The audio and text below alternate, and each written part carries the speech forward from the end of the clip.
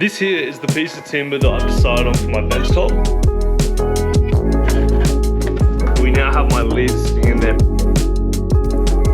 That's all there is to it. Let's get mounting.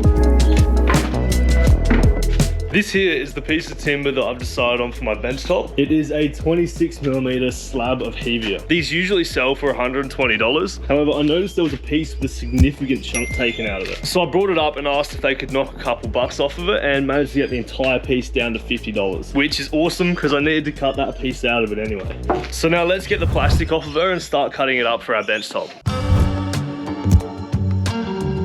So I've marked out what we're taking off, and this bottom piece I'm going to do first and run all the way to the edge. So I'm going to see if we can use this as like a mini splashback. I've now done all the notching for the countertop aside from one thing, and that is the cooker. So with the bench top placed in the van, I've used the cabinets to mark the underside of the bench top with the parameters it has to fit inside. And now once I make sure that's all squared up on the piece, I'll be using the cooker as a template to cut in that hole. There's my template, so let's get this cut out. Bang! We now have the notching done for the cooker. So the rest of tonight is going to be prepping and finishing this bench top, which means we're going to work down all the surfaces on it with some sandpaper and then finally stain it. For my clear coat, I'm going to be using Cabot's Cabothane Clear in a satin finish, and we'll be applying that with a foam roller.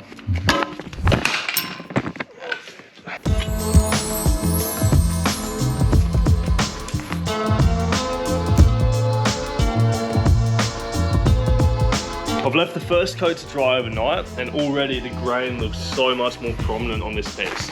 So even though we originally sanded this, once that clear coat's on, it feels a little bit furry. So between every coat with this bench top, I'm going to be just buzzing the top with 180 grit sandpaper, just to knock the edges off and get every coat we put down a little bit smoother than the last. Given that this is my cooking bench top and it's going to cop a little bit of a beating over the years, I'm going to be aiming to do 5 thick coats of stain on this piece.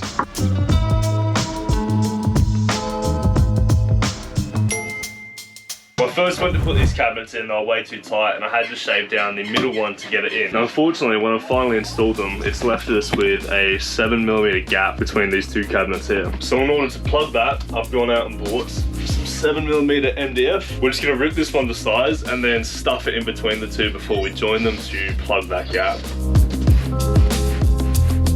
We're going to have to get the hammer out and slowly tap away until it's in there.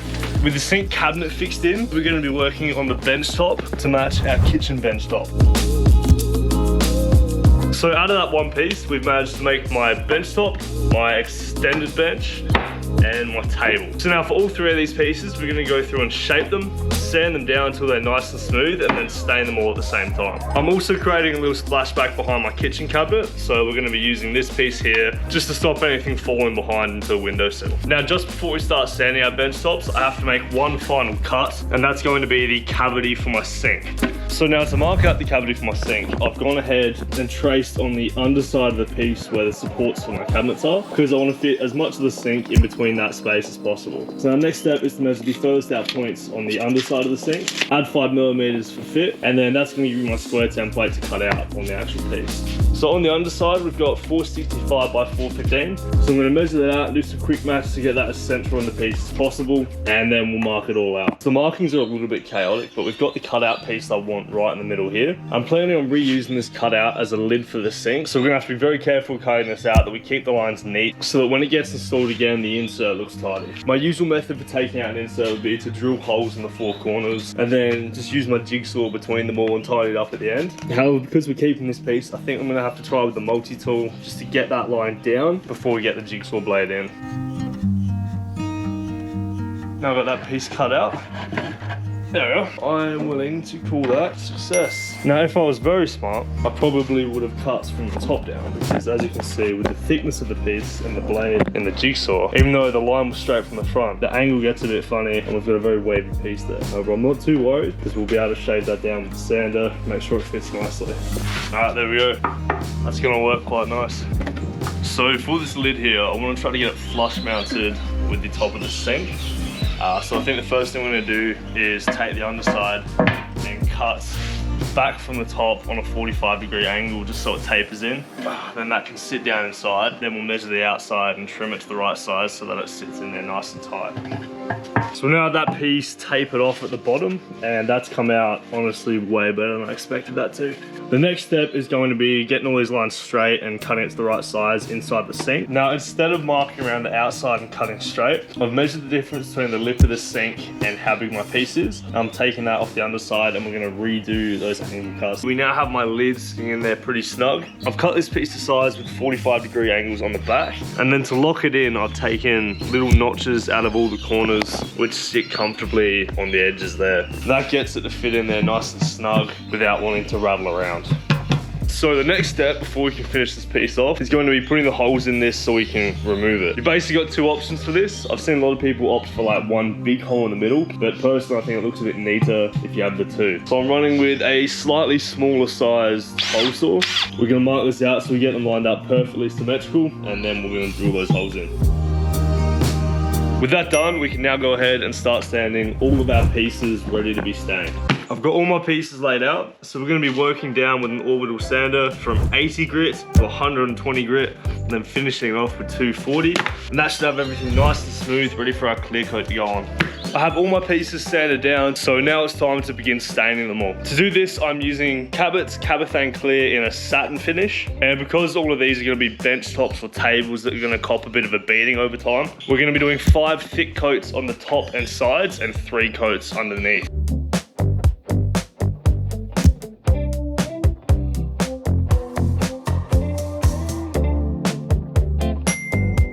My sink bench top is all dry, so we are finally ready to install that one. Now, before we lock that one down, I just have to notch out the area the sink's gonna sit inside the support brackets. Before I fully installed my kitchen bench top, I wanted to add like a little bit of a splashback just to stop things going down behind the windows. So that piece has now been cut out, stained, and is ready to go in. I just need to line up the measurements for the piece, and then we'll be installing it with bugles through the backside so it's all hidden. We're gonna go 2 centimeters in from behind, and that should sit pretty well.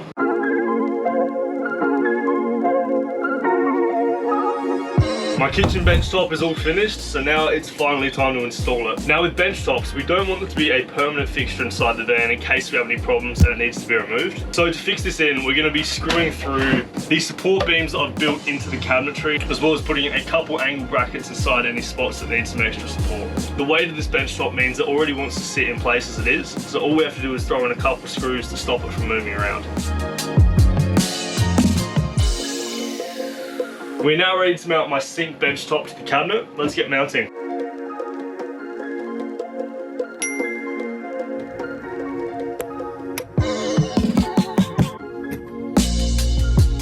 It's got 2 heads.